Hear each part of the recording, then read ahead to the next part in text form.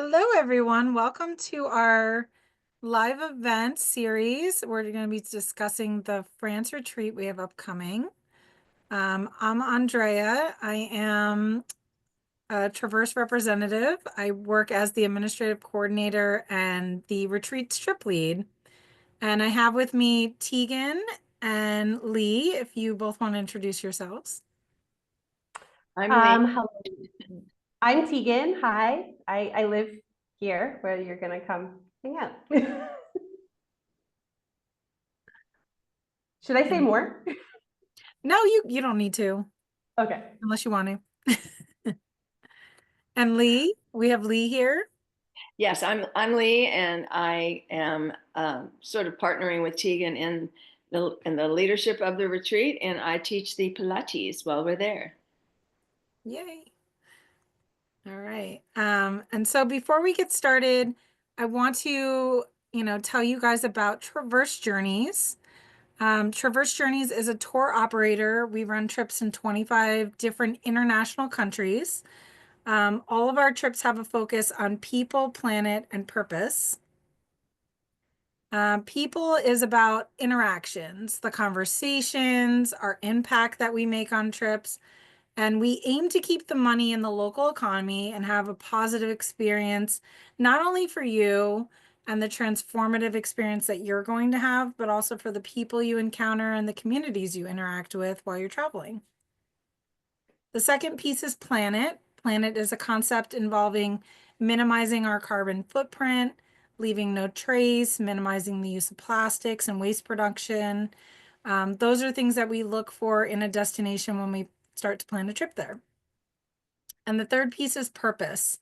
Purpose is about giving things meaning. For every trip we partner with a nonprofit local community partner, and those people are doing impactful work for the community, and they are helping to truly create transformative experiences, not only for you as the traveler, but also the places that you're going to be visiting, and we want to pay those places the utmost respect. So we are going to journey to southwestern France where Tegan lives, and she can tell you more about this region.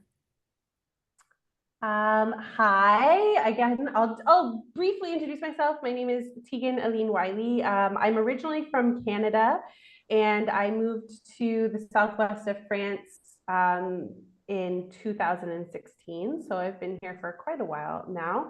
And in the time that I've lived here, I have developed a huge passion, not just for like the main cities in this area, but also for the countryside. I lived in Toulouse, which is the capital city, for 4 years. And for the past 5 years, I've been living in the Ariégeoise, which is like the main department we'll explore on the tour. So to give you guys just a bit of an overview of the southwest of France, we are quite specific about calling it the southwest because a lot, when you hear south of France, the idea of like Nice and Marseille often comes to people's minds, and we are to the west of that, towards the mountains, and closer to Spain. So this is for this reason we always kind of specify the southwest. But we are part of the greater region of the Occitan. This is actually one of the biggest regions in the entire country. I think it actually is the biggest region in the country. The departments that we'll be visiting are the Haute-Garonne, Ariège, and Aude. So these are basically in France, the country is made up of regions, and then inside the regions, there are departments, and there can be multiple departments within a region. There's a bunch, and we'll be visiting all of those. So we're going to be starting the tour in Toulouse, which is the capital city. And also the main, like where you'll come in through by flying. You'll fly into the Toulouse airport. It's a beautiful city. Like it says here, it's the gateway to the southwest of France and to the south of France. And it's a metropolitan city, but it has like a very small town feel in a certain way, especially on the days that we'll be there. It would be really, you'll get to see one day that's very busy and lively, and one day where it's very, very quiet French town. Then we'll be going into the countryside. The countryside kind of consists of rolling hills and little villages with a beautiful steeple church kind of passing by as you go. We'll be going into the Pyrenees mountain range, which is the range that is the natural border between France and Spain. And on the way, you'll be seeing a lot of forests and moss covered everything as we're leading into that. And in terms of the weather in May is particular. Sometimes we have amazingly warm weather. Sometimes, like we had last year on the tour, it would be very sunny one minute and very rainy the next. So we'll talk a bit more about that later, but we'll have to keep our eye on the prize in terms of weather. We'll have to be diverse when it comes to preparing for that. So yes, like I said, second largest region, the Occitan is the second largest region with 13 departments. Toulouse is also called La Ville Rose, which stands for the Pink City, and it's the capital. You can see all of the different departments here as we talked about. So we'll be visiting the Garonne, Haute-Garonne, and Ariège, which is like the pink department right there, and then the one right to the right of it, which is Aude. The famous landmarks in Toulouse are the Basilica of Saint Sernin, which is a UNESCO site. We'll talk about the incredibly interesting history of Saint Sernin. He was the first bishop of Toulouse. The Canal du Midi, which was basically like a canal that revolutionized transportation in the medieval era. And it's also home to the second oldest university in France, next to the Sorbonne. So Toulouse is really known quite well as a school city, a city for Airbus, because it's got the international hub of Airbus in it, and Stade Toulousain, which is the rugby team, which is one of like the biggest rugby teams in France. I think we can. So, okay, so to dive into a little bit, I'm going to try and be brief because I think last year when I did this presentation, I got too deep into it, but we'll talk. I'm really passionate about the history of this area. We'll talk way more about it on the tour, but essentially the entire area was originally belonging to the Gauls, so the Celtic tribes. And then, so we're talking like, you know, way back, way back. And then we see the Roman Empire.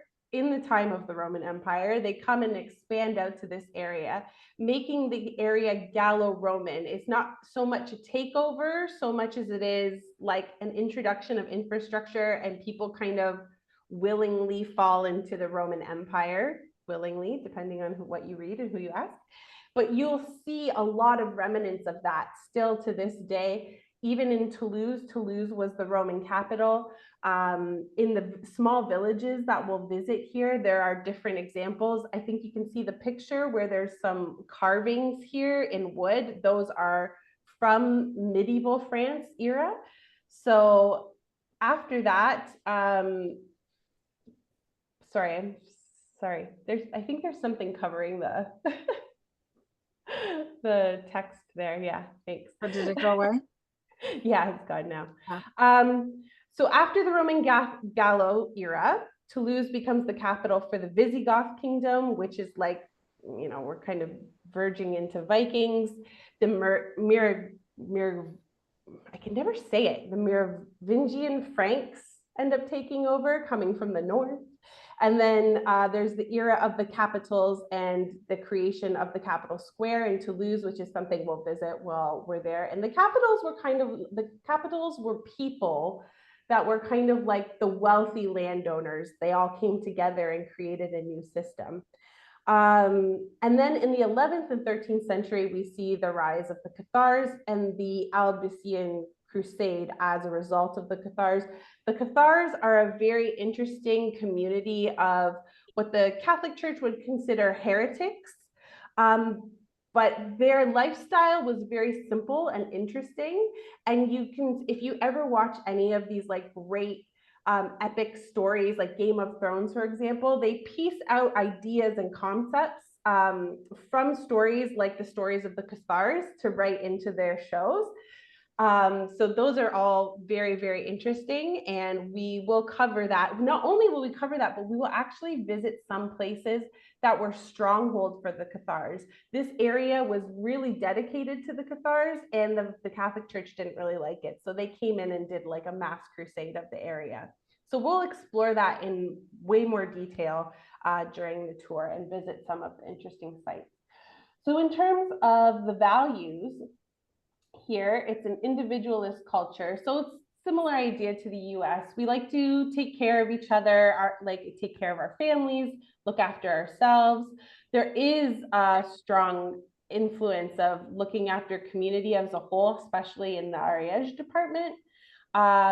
Strong respect for the elderly and the distinction between work and private life. French people like their holidays and they like their time off, and you're not going to ever take it away from them.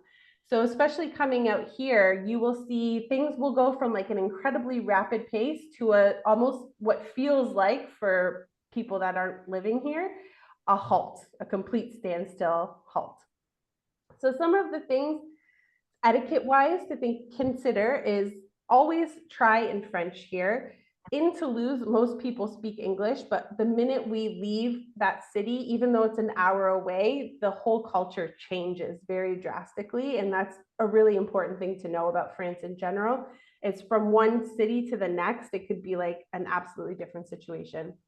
The food is traditionally meat-centric. This area in the Southwest is famous for duck and also famous for truffles. So you find a lot of things cooked with duck fat, or you find a lot of duck confit, like all of that kind of food is very traditional to this area. But I'm happy to say that in Toulouse, there is a lot of versatility in terms of like food preference, like if you're vegan, vegetarian, and same with coming out to the Ariège, we can actually accommodate that on this tour, which I think is harder to do in some other parts of the world, other parts of France, sorry. But since the Ariège is so agricultural, it's a bit easier for us to accommodate it here. Yes, and then art and literature is art and culture populaire. That would take me a really long time to explain. I'll explain it more on the tour, but essentially it's the art of the people and the culture of the people. And if anybody's ever seen Cirque du Soleil, that's the best example of artistry that's taken the concept of popular art and turned it into something very, very fantastical. But the concept of busking is actually like French popular art, for an example, to give you a little idea of what that kind of encompasses. So like I said earlier, the roots here are mostly Gallo-Roman. We don't see much Gaul reference anymore, but if you do some digging, you realize that a lot of what we know as Gallo-Roman, like for example, there'll be areas that were specifically dedicated to like a Gallo-Roman goddess or god or whatever, we can always find the Gaul person was usually like there first, for example. But historically, the roots are predominantly Gallo-Roman. The country of France itself is a Catholic country, but it's also in the modern day, it's non-secular. So I would say not many people consider themselves Catholic, but they absolutely respect all of the holidays, even like a holiday like Pentecost, for example, is a holiday here. The Ascension of Mary is a holiday here. And there is a Catholic community, but it's not exactly as predominant as you'd think it might be, considering how many Catholic holidays we have. It's also really strongly influenced by the Catalan and the Basque culture. So the Catalan culture is just to the south of us when you're crossing into Spain. But I always say the borders around here are almost like they were breathing throughout history. So at one point, what's part of France used to be part of Spain and was part of Catalan.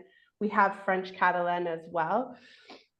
And the Basque to the west, which is another really famous culture within its own identity. So those two cultures are heavily influenced here. They influence the Occitan. And even the Occitan language, which is not a commonly spoke language, but traditionally amongst communities it's spoken, it sounds almost like Catalan or Spanish or something like that. And then also arts and craftsmanship, especially at where we'll be going, you will see a lot of like made locally to the region. And one thing I'm really proud of in this region is the fact that we can find a lot of producers that have, for example, a producer that the chateau works with, they shear all their own wool and they make beautiful tapestries, sweaters, things like this, but everything is cyclical within the economy of just this department. And you can find that a lot within the Ariége with artisans. So that's something that's really interesting to explore here as well. Why retreat in France? Like, why not? I guess. I feel like I see that title. I'm like, why wouldn't you want to come to France? Slow travel. Like I said, coming out here, it's really going to take give you the opportunity to rest, relax, restore. The nature out in our department is, and the department of Aude is incredible. And you will be just surrounded by it. It's like, I always say coming into the Ariège is like snuggling into a cozy blanket, no matter what time of year it is. So that's the way I like to think of it here. Lots of beautiful, quaint villages. In the photo here, you'll see the blue shutters, which is very, very common only to this department. Houses look different from region to region of France. And this is really typical of where we live. And I'll explain the color blue in the tour. It's something we really focus on because it has like a really long-standing history here. But yeah, the food, who doesn't love French food? But like I said, we have our own delicacies that are quite special. A lot of people know them, they're quite famous, and they might not realize come from the Southwest specifically. The artisanal craftsmanship, and like I said, the ancient history we have out here is really, really incredible. I didn't know anything about it when I moved out here, and it like knocked my socks off. All right. Thank you, Tina. Yeah. So in the Traverse experience, all of our trips, we stay in boutique, eco-friendly, locally run accommodations. So we're staying in a boutique hotel in Toulouse the first 2 days, and then we move to a chateau, which is locally owned and operated, right? Mm-hmm. All of our transportation is included in the tour. We have our retreat leader and our local host. So Tegan and Lee are both with you throughout the experience. We have immersive cultural experiences. They're done in a very mindful way, respectful way to the community. And we focus on local organic foods. We focus on giving back to the community, and we keep our group size small. So the maximum that you're going to have with our group is 10 to 16 people. So thinking about bus tours being huge and the way they operate, we're more mindful in keeping it as a small, intimate group. So let's take our trip to France. Here are our accommodations. This is the chateau that we're staying in the countryside. And and if you want to jump in and say anything, Tegan. Okay, good, because I was like holding back. This is the Chateau de Cibre. It's a honestly stunning chateau. I am so excited that we managed to partner with the chateau for this tour. The owner is actually an interior architect. And so it was really, really important for her to refinish, like restore the chateau as opposed to renovate the chateau. And so she'll give an incredible, very interesting history of that when we go to the chateau to visit it. But just the way that she's treated this place is absolutely stunning. And like Andrea said, the first 2 nights will be in a family owned for like, I think 3 generations boutique hotel in Toulouse. And both accommodations have really a lot of charm and and tons of character and kind of what you would think of and if you wanted to come to France and stay in a really charming place. And we have some more pictures here. So these are examples of the rooms that you'd be staying in, some views that we'll see from the chateau, a view of the chateau, One of the really interesting things is that the chateau also has a forest, its own forest, and the forest was actually created in the Renaissance, romantic, in the Beau's romantic style, basically. So again, she'll explain it all, but it's got all of these gorgeous like pillars and caverns and like incredible things that are worth exploring when you're on the site. And you can see when we go in May, we actually get to witness all of the flowers and peonies blooming all over the chateau. And that was like a gorgeous experience. This is a picture of like the outdoor dining space, which overlooks the view of the Pyrenees. And then also you can see just like all of it's such a pretty place. So if we're sharing a room, are we sharing one large bed or double beds? So the beds can be separated, so you'd be sleeping in your own separate bed, but you'd be sharing a room with the other person.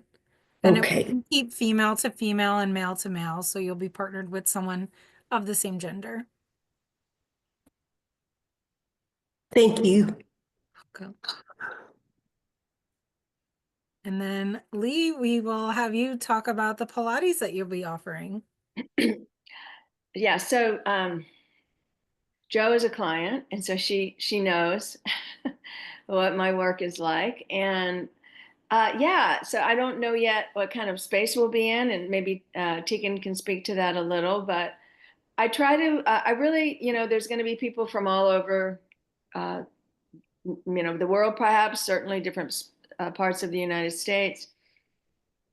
Last year in Mexico, we had people from California, Sweden, we've had Canada, we've had, East Coast, and everyone's always of a different level of physical abilities. And that can all be integrated into the practice that we do daily. I try to start the day with our Pilates as much as we can. And we start with breath work. Again, the movement is going to be accommodated to everyone's levels. I'm used to doing that. And just get people moving and feeling good about their day and committed to the intentions of what that day is going to bring. Usually it's about 45 minutes. If we have an hour, great. If we need to do less, we roll with the trip and the itinerary, so there's nothing real rigid.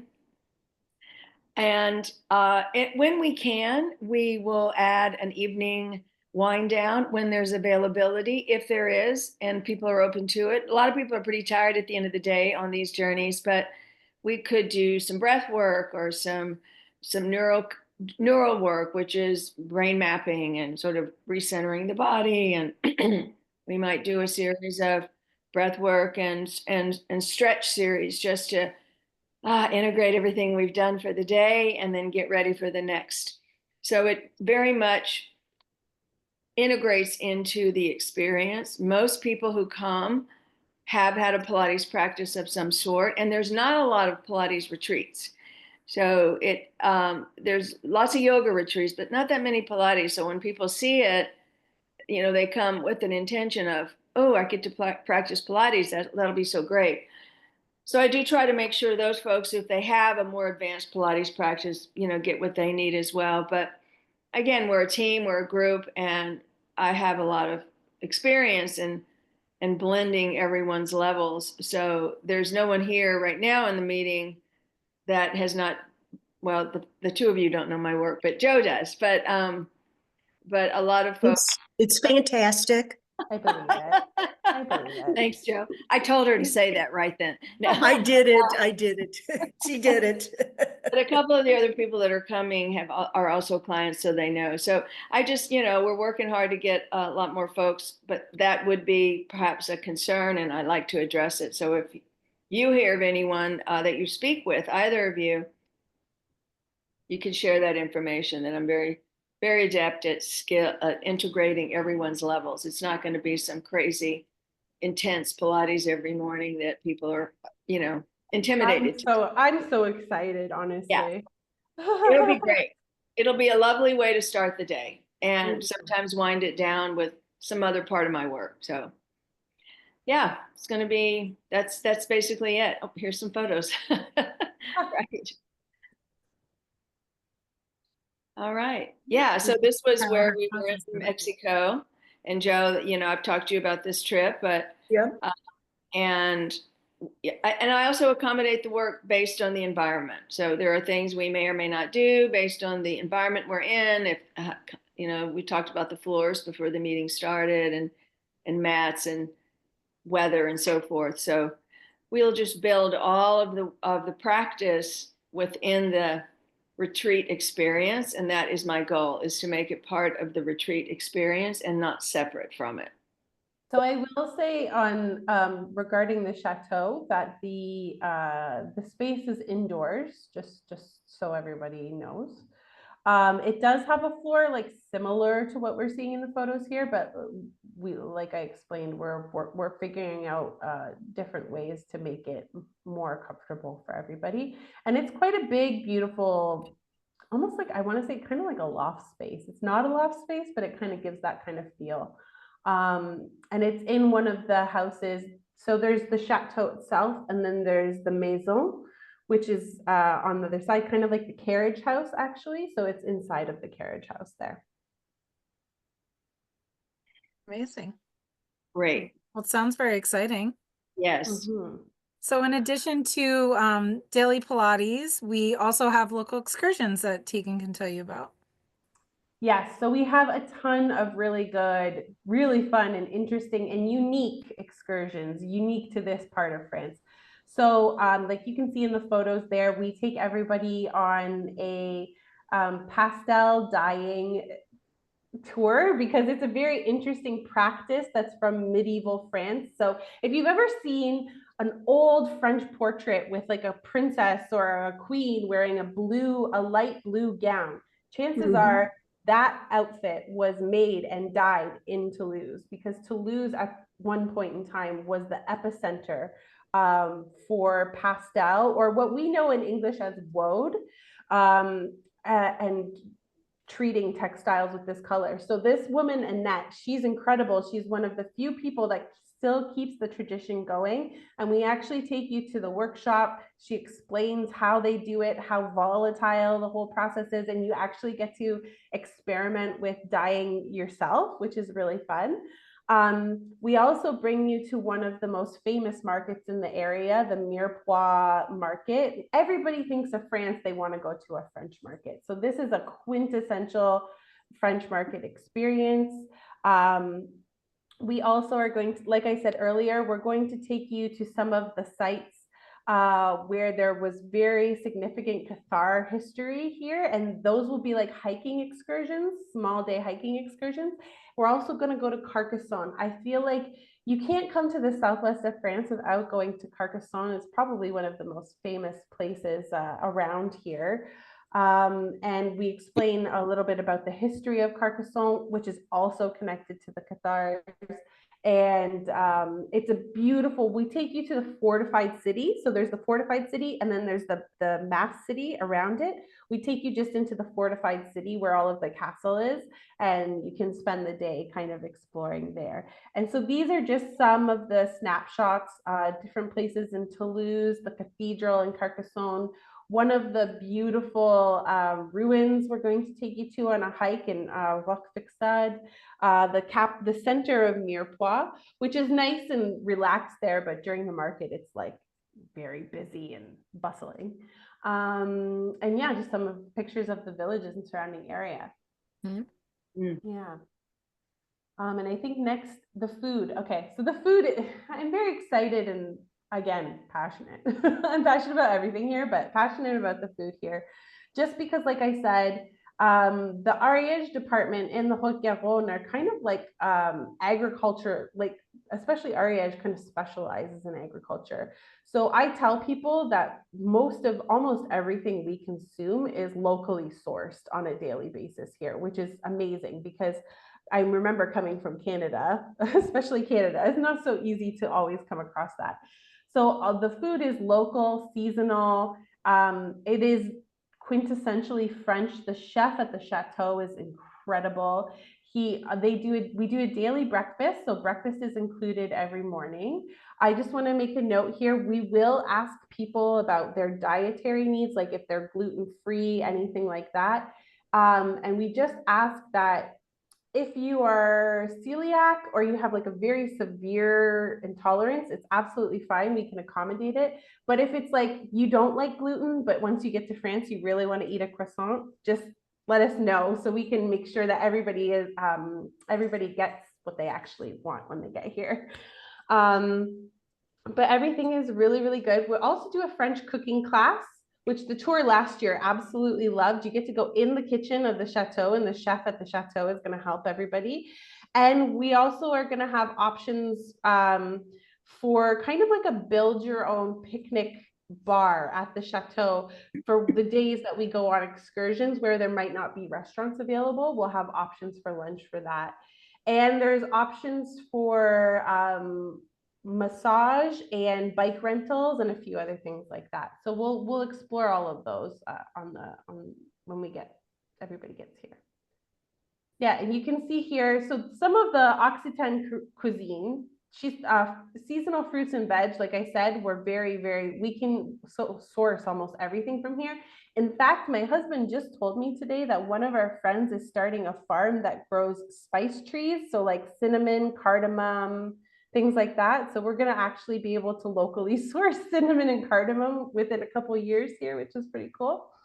Cassoulet, which is a very famous, it's kind of like a dish with white beans, pork, and duck in it. Usually, this is a very, very famous dish from medieval France. And so when we go into the Aude, into Carcassonne, you'll see that there's cassoulet everywhere. It's a hearty dish. It's really good.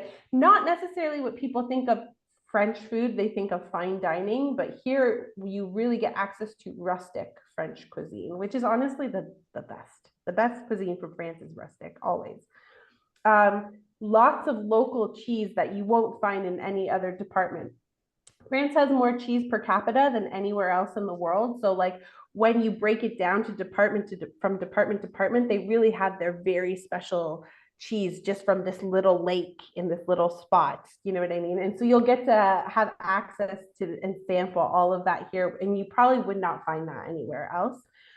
Tapas, because we're so close to the Spanish border, tapas are very common in this part of France. So you'll find a lot of options to get finger foods or like charcuterie boards and things like this. And like I said earlier, we can accommodate all of the dietary restrictions anyone might have. We just need to know in advance.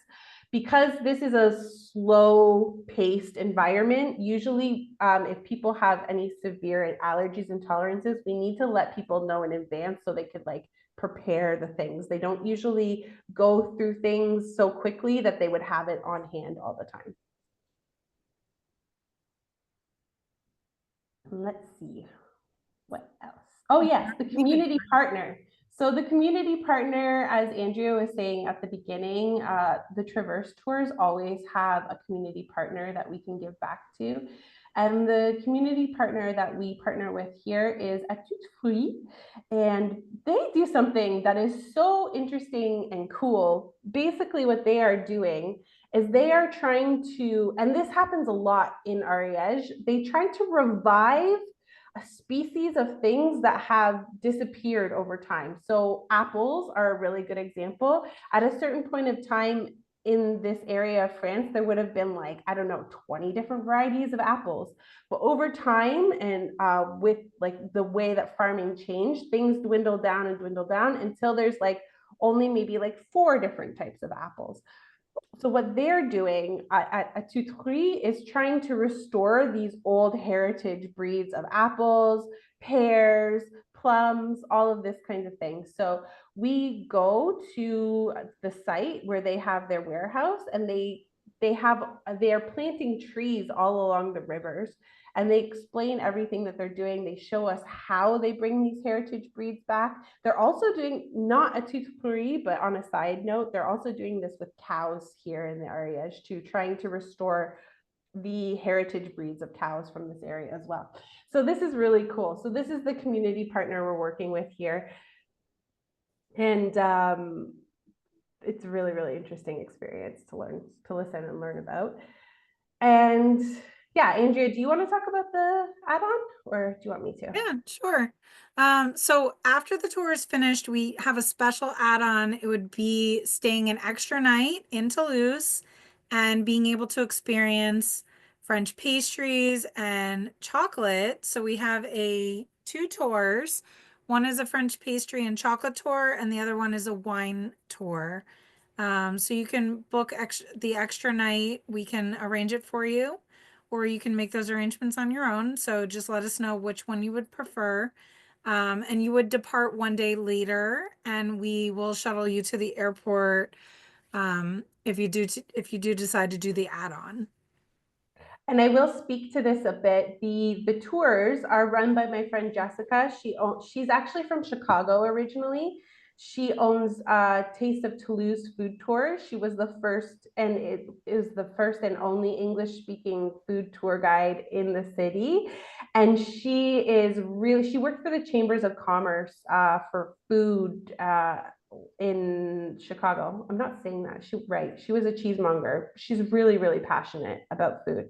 And she moved to France and she just made it her interest to learn everything. So she has a lot of extensive knowledge, and she's incredible. And she's really thought out the pastry tour and chocolate tour. So I think a lot of people might be nervous to take those because they might think it's very sweet, but she's really thought it out in a way that it doesn't feel overwhelming at all. So I would definitely recommend. And also the hotel you guys stay in on that night is probably the most beautiful hotel I've seen in the city so far. It's absolutely lush and gorgeous.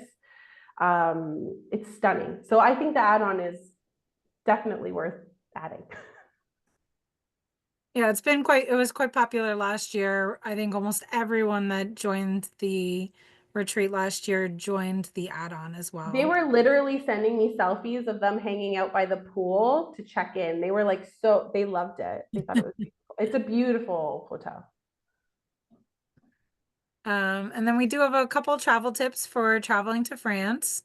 So our trip is based in the spring. So if you can speak about the weather, Tegan, since you live there. Yeah, so it is one of those, I want to call it like a swing season. It could swing either way. The best way to approach it is the way that the French approach dressing in general, which is a lot of light layers. So like a thin t-shirt, a thin long sleeve, maybe a down jacket over top. I know a lot of people think of France and they think high fashion, and I totally understand. Like my other career is I actually work in fashion, so I totally get that. But here it's really good, especially in May, to find clothing that's going to adapt through the day for you. So if it's warm one minute and it starts to rain the next minute, you can be prepared because that could happen. Obviously, as the tour goes, everybody who books the tour will get on a WhatsApp group, and I will update people closer to the tour to let them know specifically what to pack. So if all of a sudden, out of left field, it's going to be like super warm, I'll let everybody know so they can be prepared. But in general, we like to think light layers because it could go either way. Money, all credit cards are accepted. In the cities, it's easier to get access to bank machines and it's easier to use credit cards. But the minute we go to like the Mirepoix market, so on Monday when we leave, the minute we're outside of the city, cash kind of becomes king. So it's good I've been advising people to get money in the country that they're in before they come here, just so they have some on hand, because we can't always guarantee that we're going to be running across a bank machine out in the majestic mountains, Tipping, not customary here at all. You could leave like €2 if you thought the service was like exemplary, and that's just more like a sign of respect more than anything else. Public transit, there's great public transit within Toulouse, but again, once we get out here, there's not much out here. The chateau has bike rentals if people want to go off on their own and spend a day biking around the country. I do have connection for a taxi service that's not covered as part of the tour, but like last year we had some people who wanted to stay at the chateau for the day and then go into Mirepoix for the afternoon. So that's something that can be arranged, but it's not covered as part of the tour. And I guess the what to pack, there's more details on what to pack in that link there for anybody that's interested. Yeah, so we have a blog and it's just one of the articles. It's titled What to Pack for a Yoga Retreat. Just details, what kind of clothing to bring, what type of things you might need, because Pilates and yoga are so closely related. Um, I do know that they use thicker mats than yoga, but we are going to include those on site. So it's just more or less like your own personal items and like tips for what to pack. One big thing that is discussed in the blog, but I will just say it in the video across the board, is shoes.